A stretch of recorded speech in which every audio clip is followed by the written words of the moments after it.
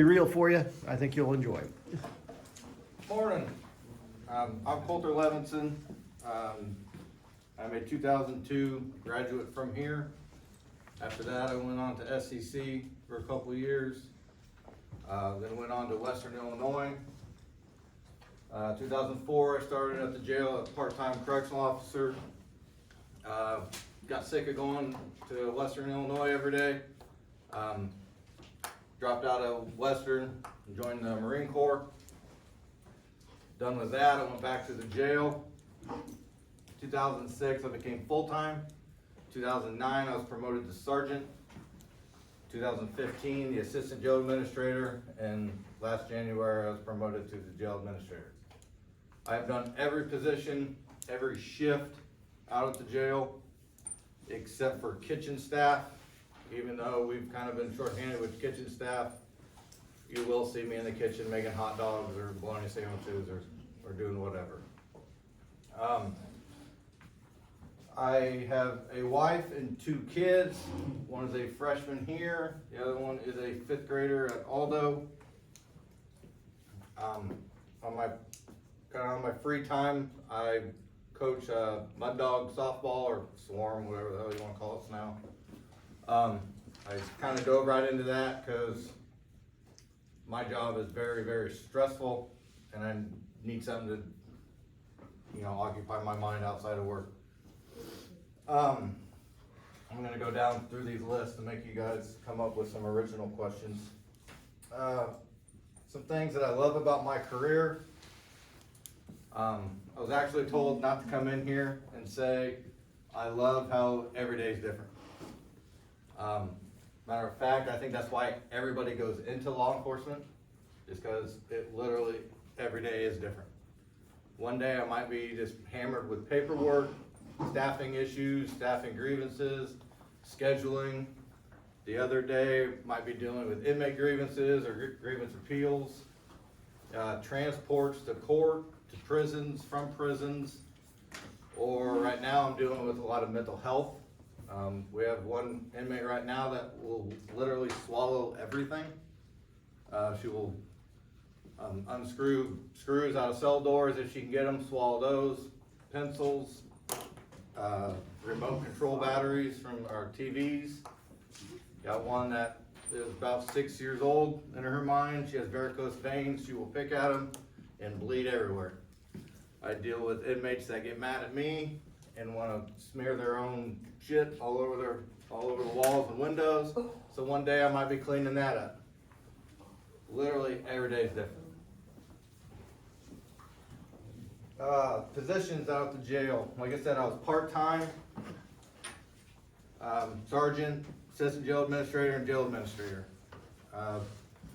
We have a 68-bed facility, 80 if you include our intake area, but you're only allowed to be in our intake area for 24 hours per Iowa code.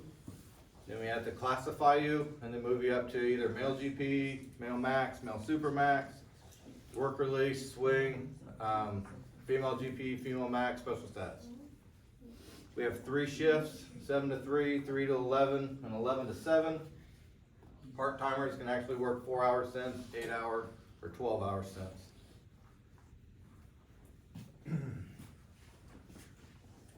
Affected my life. Well, the kids might say I'm an asshole sometimes. Come home, get off a bad day at work, pick up the kids, and what are they doing, bickering in the car? Nope, not dealing with that day. Go to Walmart, run into an inmate that may have blamed me for being in jail. So my kids and my wife know that if I go get out of here or whatever, or a certain word, they know that they will leave the aisle and act like they do not know me. I have been threatened to be killed. My wife has been threatened to be killed and raped. My kids have been threatened to be killed and raped. I have used to live on Madison. When I was mowing my front yard, I had a guy drive by and do the whole fake shooting thing at me. Burlington's a small town. And I have booked in inmates, I have strip searched inmates, I've been threatened by inmates that I even went to high school with. And you gotta deal with them on your day off. Other than that, great thing about being in law enforcement is the camaraderie that you build with fellow officers and even other agencies. We had an officer attack, when was that? 5 years ago? 5 years ago. 5 years ago. We had 3 inmates that were, there for murder 1. And they were pissed off at another officer and beat the crap out of another one. I got the phone call saying hostage situation. I got to the jail, he escaped from the unit. I didn't even recognize him on the floor with the paramedics. That's how bad they beat him. The deputy that responded to that call was in Danville, and he made it from Danville to the jail in 3 minutes. So when we get a call, I need help, everybody responds. If the CO or an arresting officer that we deal with daily, whatever, on our day off, hey, I need help, they're there. Family issues, they're there. So it is like a lifetime worth of relationships that you build, so that's great too. Out at the jail, we hold anybody from speeding to murder 1, to sex offenders, to driving while barred, to thefts. Can only be in the jail up to a year, or sentenced to up to a year. Anything 365 days or more, we send you to Oakdale. You have to go to prison if you're 365 or more. Anybody know where Oakdale is? No. You know that exit, you get off on Iowa City and hit that light, you can go straight and go right into Coralville Mall. Take a left, you go by McDonald's and Texas Roadhouse. If you keep going up there, on your left, there's a big ass prison right there. You guys probably drive by it and you don't even see it. Everybody in the state of Iowa goes to Oakdale for classification, then you get sent to Fort Madison, Fort Dodge, and all that. Everybody in the prison system, Fort Dodge Prison, the ISP is a max one now, Anamosa, every prison, they all go through the jails first.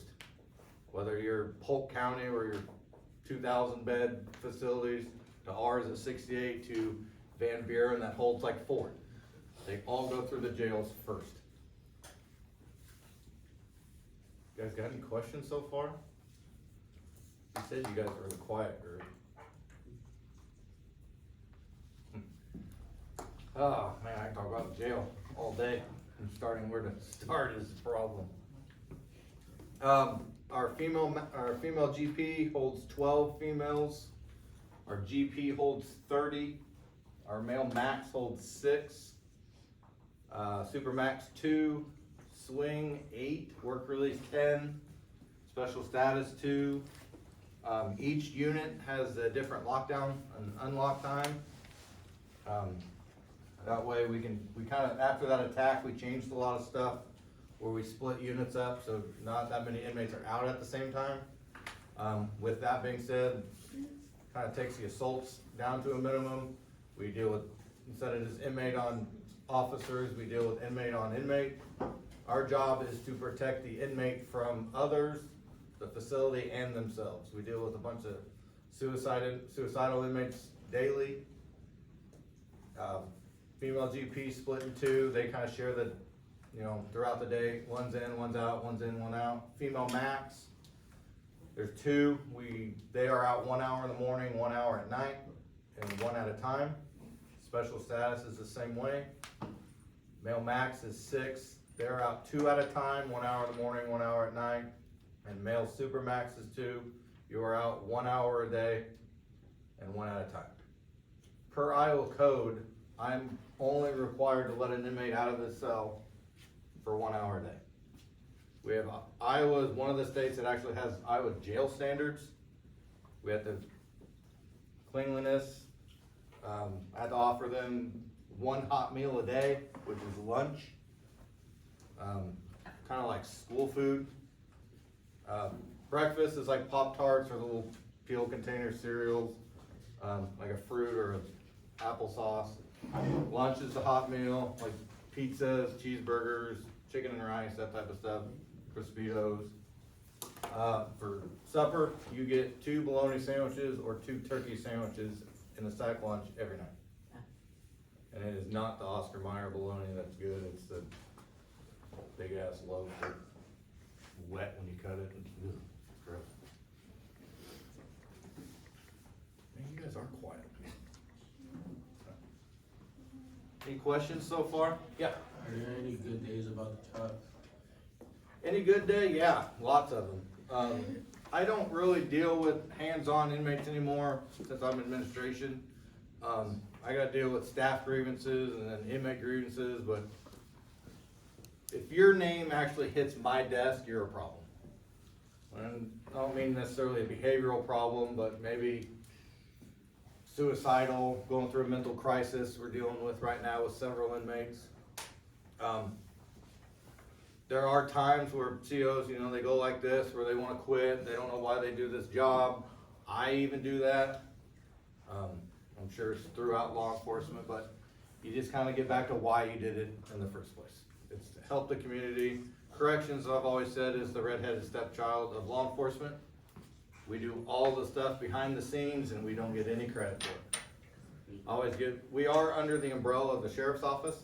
The sheriff is actually in charge of the jail. He just appoints me to run it on a day-to-day basis. We'll see on Facebook, we'll see where somebody brought cookies and donuts and pizzas and all that to the PD or the fire department and the sheriff's office. You don't see that for the jail. A lot of people didn't even know Burlington actually has a jail. I didn't until I was probably maybe 16. I didn't even think about it. It's not the fact that I'm like, oh, we don't have a jail, I just don't even think about it. My sister worked there and my mother worked there. So that's kind of how I, like, hey, I'll just start there part-time. I went to school for hopes to go to the Secret Service. After training with them for several years in college over in Northern Illinois University and then up in Des Moines, I was so narrow-minded on the protection aspect of the job that after learning more and more and more, it's not what I wanted to do. I wanted to be the guy that was at home going to T-ball games and stuff with the kids, not going to some foreign country because the president on a whim wants to go there. So kind of saying, all right, Secret Service is not what I want to do. Became full-time out the jail and just worked my way up the ladder. To be a CO, high school diploma or GED, clean background, have a good interview. Then we do a MMPI or an impulse test. Have you guys gone over those yet? We haven't talked so much about the impulse test. The impulse test is basically just like the MMPI, but Crime Commission does it for us. It is a 567 question test. It is nothing to study for. It is basically, they ask you if you like the color orange, if you like your mom more than your dad, in different ways. Somehow, through all they can tell me with the results that if you're passive, if you're aggressive, if you're gonna call in sick a lot, they can literally pinpoint characteristics of you. Once I get the results of that, and you pass that, we do a fit for duty test. It is not the 1.5 miles, just push-ups and stuff like a deputy or a cop. It basically mirrors CO daily duties. Pressure test, because every time you open a cell door or hallway door, it's 35 pounds of pressure. Walking, stairs, running, just kind of like a few minutes on a treadmill, not like I said, not the 1.5 miles, but bending over, flexibility stuff, picking up water or sand weights because you gotta pick up lunch trays and all that stuff, putting them away, all that type of stuff. Once that's passed, we get a start date and you can start rolling.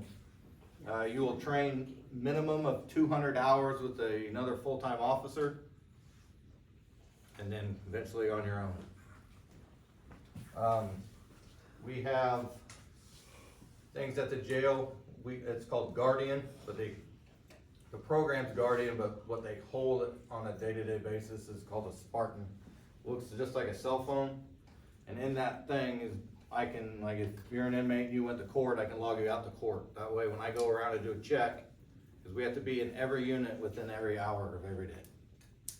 I can like, oh, he's not missing, he's down at court. We scan little red tags. It will tell you that if I'm even 2 seconds late on a check, it'll show up red that I'm late on a check. We have a hygiene card every Saturday. If you don't have any money to get the name brand stuff off commissary, you can get little golf pencils, paper for legal issues, envelopes, postcards. Get 2 postcards a week. Deodorant, 1 little bottle of shampoo, body wash, and shaving cream, all 3 in 1. That must last you all week. Get a lot of people that I interview a lot of people and they're like, well, I wanna be like a counselor when I grow up. I'm like, okay, so why are you interviewing for correction? When you go up to an inmate who's not having a problem, just wants to talk to you, having a crisis, you are not their attorney, you cannot give legal advice. You are not their counselor. You're not their mom. And basically, not saying don't care but don't care. I don't care if I have a guy there for murder 1, if I get a piece of paper from the judge that says release him, see ya. If I see him out at the bar, hey, buy a beer. I don't care. I try not to read complaint affidavits, the thing that's what you did, because I have to handle all the inmate grievance appeals. If they don't like something, they put in a staff request, complain about something, they get responded to by a staff or a sergeant.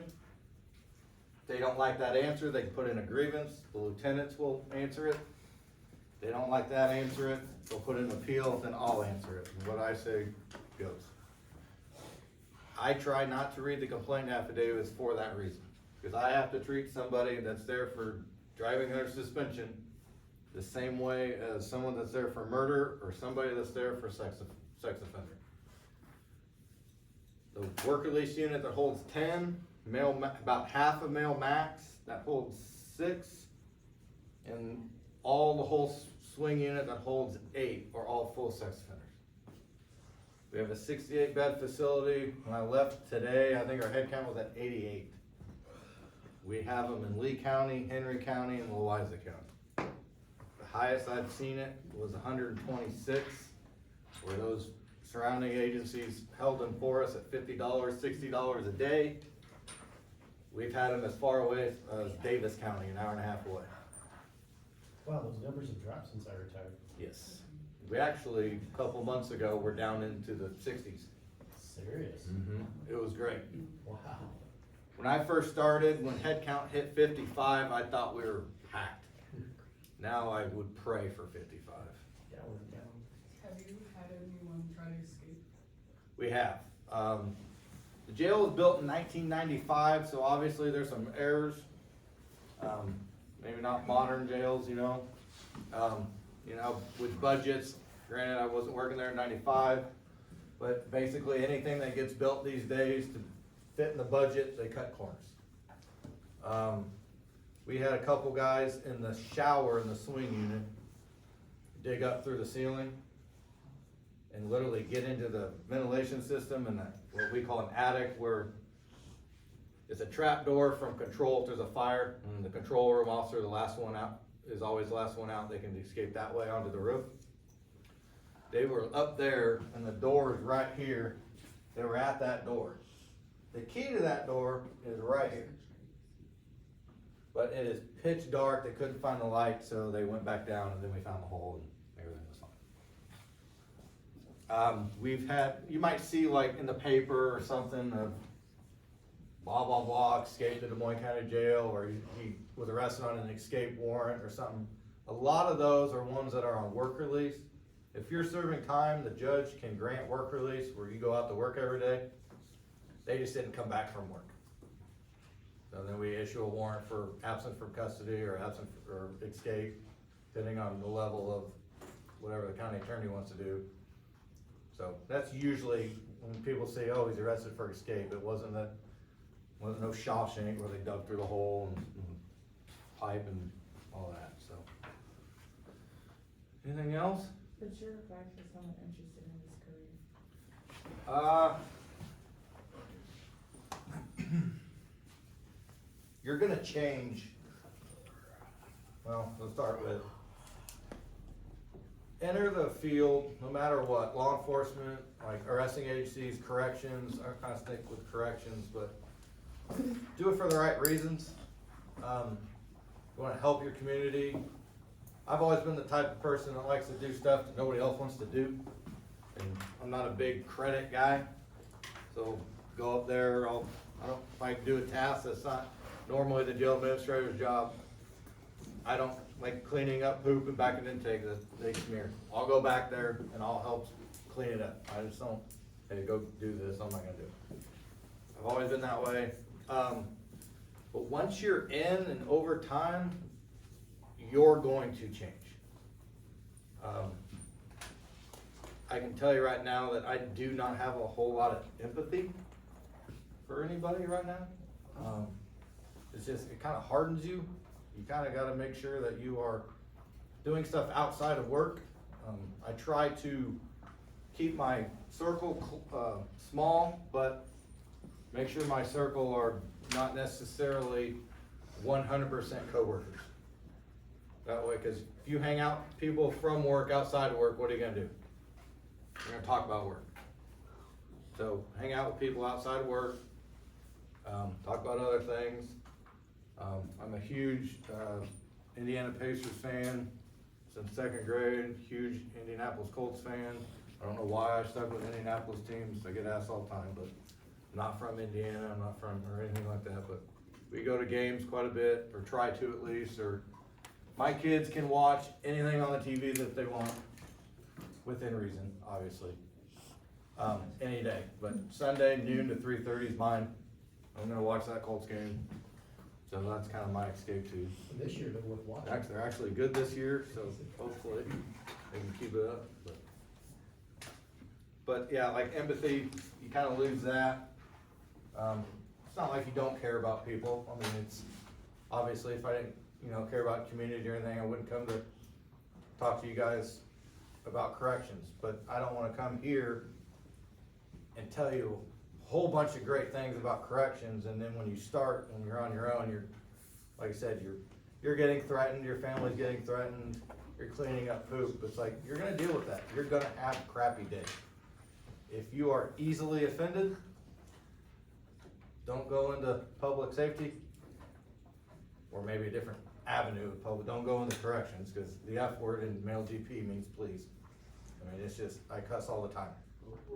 My dad and my stepmom, they're just, like, even my mother-in-law, like, you said the F word, I'm like, I don't know, I say it in front of my kids, it is what it is. They know not to say it, but, so, I think you change. Or, I mean, it's not a bad thing, it's just, you change. What's the daily routine out at the jail? How's that work? Well, it depends on what shift you're on. Day shift is basically all the daily duties of the hygiene car, taking them, their attorneys will come visit. We don't have to remove anybody from the unit anymore for visits. Basically, they have a kiosk in every unit, and it's more like, who's got an iPhone that does FaceTime? That's basically how you would visit an inmate now. They can call you, you answer, that sends you a link, then you're all hooked up on FaceTime.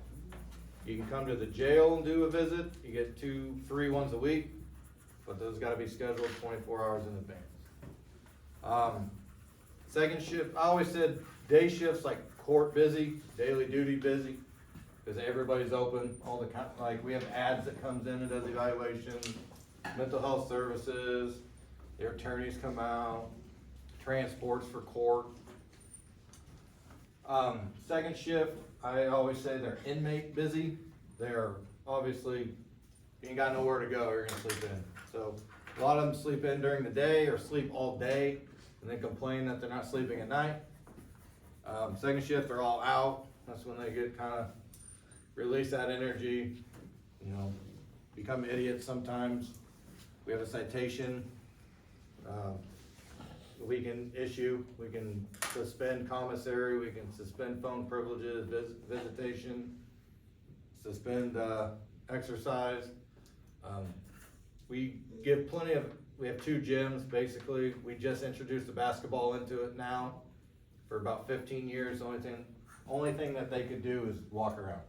Every time we introduced the basketball into it, they would throw it up to the ceiling, break the ceiling tiles. Because in '95, like I said, they designed it with a drop ceiling, like this. So the tiles would fall and break, and we said, screw it, can't follow rules. You're dealing with people that are 18 or older that have never been told no in their life. They can't follow rules. Third shift, I always said that is drunk, busy, going out on a Friday night, get a lot of OWIs, stuff like that, booking in people, disorderlies, coming in fighting, that type of stuff. Sometimes we gotta go to the salad court, rip them out of the car, carry them in, that type of stuff. A lot of times their attitude changed when they saw you guys come out. A lot, cause, I don't know, it's, a lot of inmates come in, they're fighting, they're drunk or whatever, and they think they're a big badass. I don't care, I'm not. Whooping my ass is not gonna make you feel better. You're still gonna be in jail. So a lot of times they'll put on a show in front of other inmates or whatever.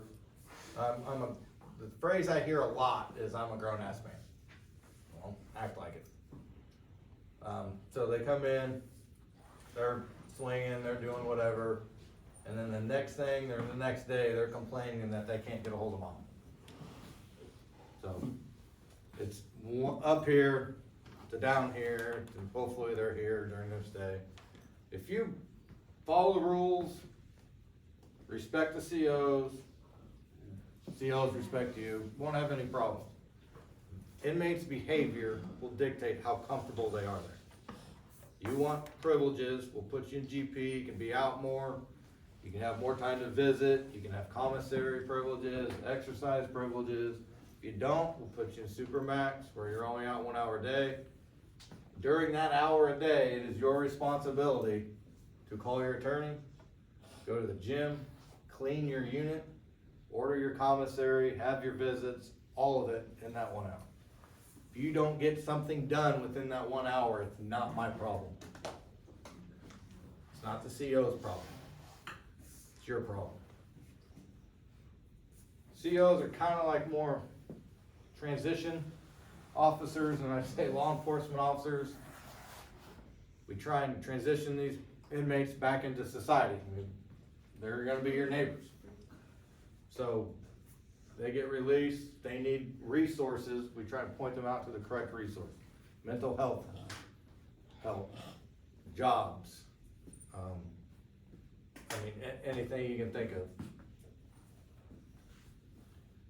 What's the expectation of privacy in a jail? None. You don't get any privacy.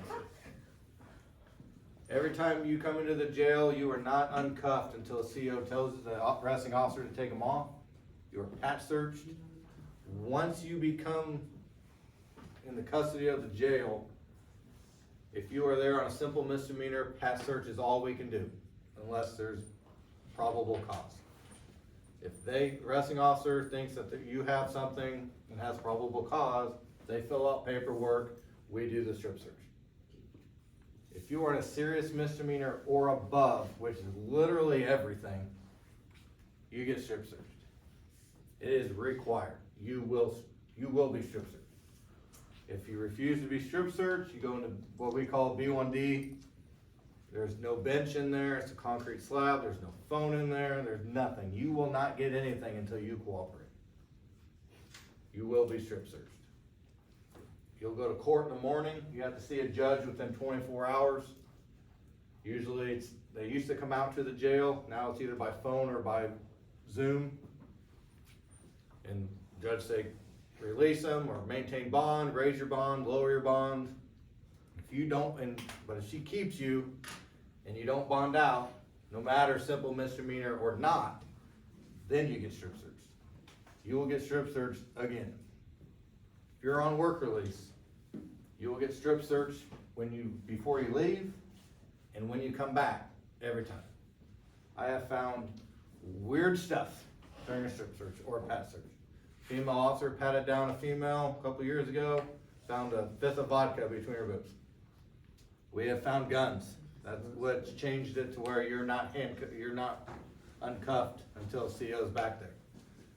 I did a strip search with a guy that I went to high school with, and when he bends over and spreads his cheeks, 36 cents falls out of his butt. We find drugs all the time.